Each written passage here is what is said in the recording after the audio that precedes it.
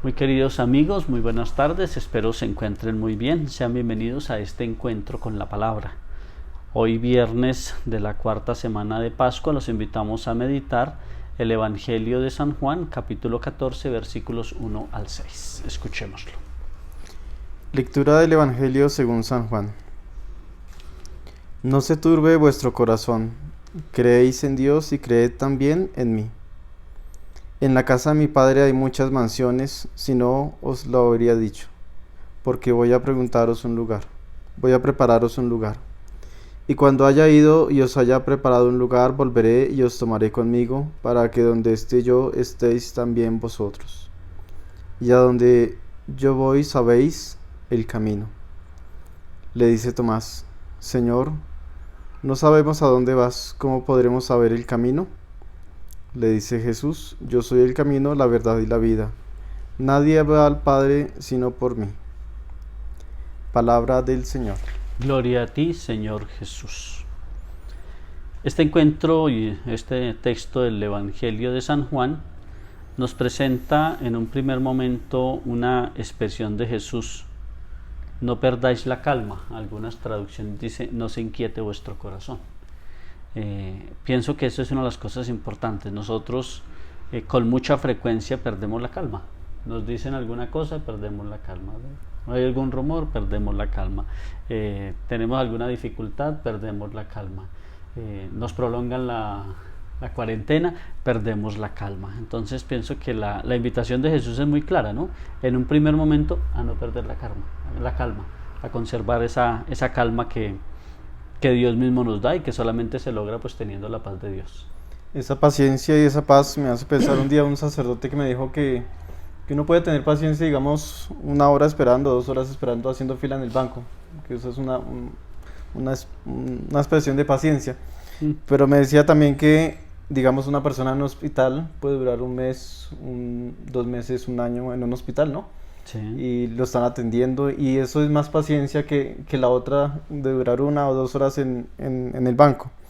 Entonces la paciencia lleva meses, la paciencia lleva años, y pienso que esta paciencia pues nosotros también la estamos experimentando con el COVID-19, y también la experimentan muchos papás. Son pacientes con sus hijos, pasan años y años y son pacientes. Entonces lo que dice Jesús aquí es pedir esa paciencia, ¿no? Guardar esa calma. La paciencia tal vez va unida a esa esperanza en Dios. Exactamente, la paciencia, yo siempre he dicho, es la ciencia de la paz. Entonces es tener paz en el corazón.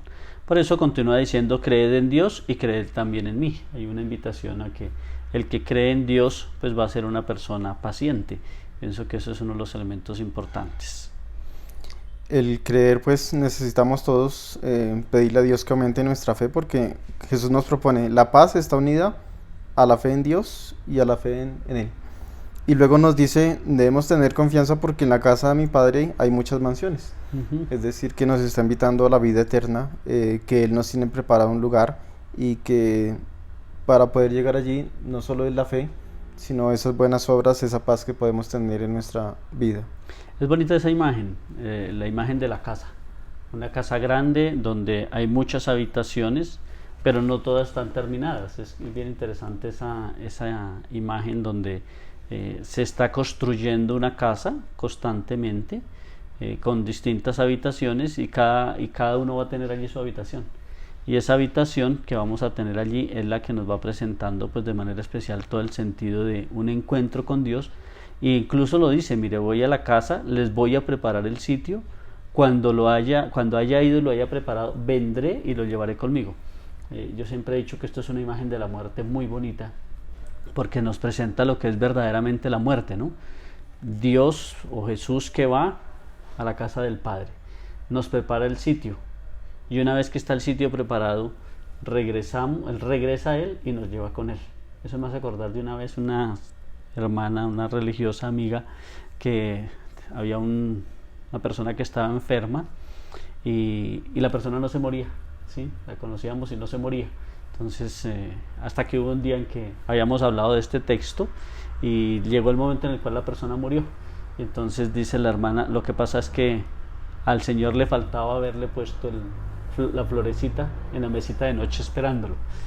faltaba ese pequeño detalle, es decir, para decir que no se le escapará un detalle al Señor para tenernos una mansión preparada en la casa de nuestro Padre Celestial. Y ese preparar, como dice usted, es construir. Estamos en construcción, o sea, no estamos terminados totalmente. Dios nos dio la vida y nos dio la familia, pero estamos en construcción y por eso hablamos de un proyecto de vida. Y cuando dice que les tengo preparado, como dice, está ya trabajando Jesús, también estamos trabajando nosotros para llegar a ese encuentro. Entonces esa construcción implica lo que dice antes, la fe implica trabajar por nuestra alma, implica trabajar por nuestra familia, implica esforzarnos más. Entonces es un trabajo, preparar, por ejemplo, el estudio, preparar el alimento de cada día también requiere tiempo, ¿no? Las ollas, la estufa, los ingredientes, lleva tiempo. Entonces preparar es una invitación para todos nosotros y estamos preparando nuestra vida a la presencia de Dios. Exacto, es una preparación constante y por eso termina con un deseo de Dios: donde yo esté, estéis también vosotros. Pienso que ese es un sentido importante en estos días en que muchas personas quedaron alejadas de sus seres queridos.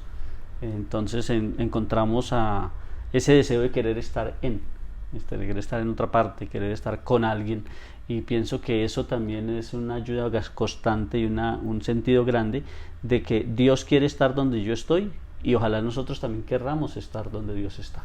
Estar compartiendo es lo que propone Jesús, ¿cierto? Estar compartiendo, estar hablando, estar conversando, estar construyendo, es lo que nos propone. Y al final dice que a donde yo voy ya sabéis el camino. O sea, Jesús nos ha explicado muchas veces, el Espíritu Santo nos ha explicado muchas veces que el camino son los mandamientos, que el camino es la conversión, que el camino es seguir las actitudes de Jesús. Pero parece que hay un personaje que no conoce el camino, porque Tomás dice: Señor, no sabemos a dónde vas, ¿cómo podremos saber el camino? O sea, hay un camino para encontrarnos con Dios y cada uno de nosotros también. Y somos como Tomás porque nos seguimos preguntando cuál es el camino, o nos seguimos preguntando por dónde coger, o podemos estar confundidos, y por eso se le hace esta pregunta a Tomás a Jesús.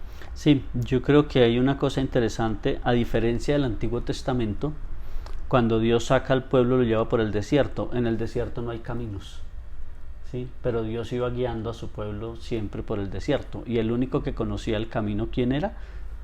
Dios, ¿sí? Porque el pueblo mismo no sabía para dónde iba. Y pienso que aquí en el Nuevo Testamento ya aparece un camino, y ese camino pues es Jesús. Dice: yo soy el camino, la verdad y la vida. Entonces Jesús se nos presenta como el camino que nos lleva al Padre, el camino que nos conduce hacia Dios, y Él es el que nos da la verdad y el que nos da la vida. Por eso termina diciendo: nadie va al Padre sino por mí. Hace 8 días, o el domingo pasado más bien, en el Evangelio se nos presentaba a Jesús como la puerta, y hoy se nos presenta como un camino. Entonces, para llegar a esa puerta necesitamos recorrer ese camino, y ese camino es Jesús, y esa puerta es Jesús. Entonces, cada vez que leemos la palabra, la comprendemos, cada vez que la llevamos a la práctica, pues estamos queriendo aprender de Jesús, queriendo aprender sus enseñanzas. Entonces, como nos dice el texto, Él en verdad es el camino, la verdad y la vida. A veces puede haber realidades de muerte, ¿no? Y estamos viviendo esas realidades de muerte, y el que nos lleva a la vida de Jesús. A veces podemos estar viviendo realidades de mentira, y el diablo muchas veces nos quiere como confundir, y el camino de la verdad es Jesús. Entonces pidamos que en nuestro corazón o en nuestra familia esté Jesús, y que Él nos siga guiando para donde quiere Dios Padre. Exacto, entonces nadie va al Padre sino por Jesús. Entonces nosotros también, a través de las palabras que Jesús mismo nos enseñó, dirijámonos a nuestro Padre del cielo diciendo: Padre nuestro, que estás en el cielo, santificado sea tu nombre. Venga a nosotros tu reino, hágase tu voluntad en la tierra como en el cielo. Danos hoy nuestro pan de cada día. Perdona nuestras ofensas, como también nosotros perdonamos a los que nos ofenden. No nos dejes caer en la tentación y líbranos del mal. Amén. El Señor esté con ustedes. Y con tu espíritu. La bendición de Dios Todopoderoso, Padre, Hijo y Espíritu Santo, descienda sobre todos ustedes y los acompañe siempre. Amén. Que tengan todos una feliz y santa tarde. Buena tarde para todos. Gracias, Padre.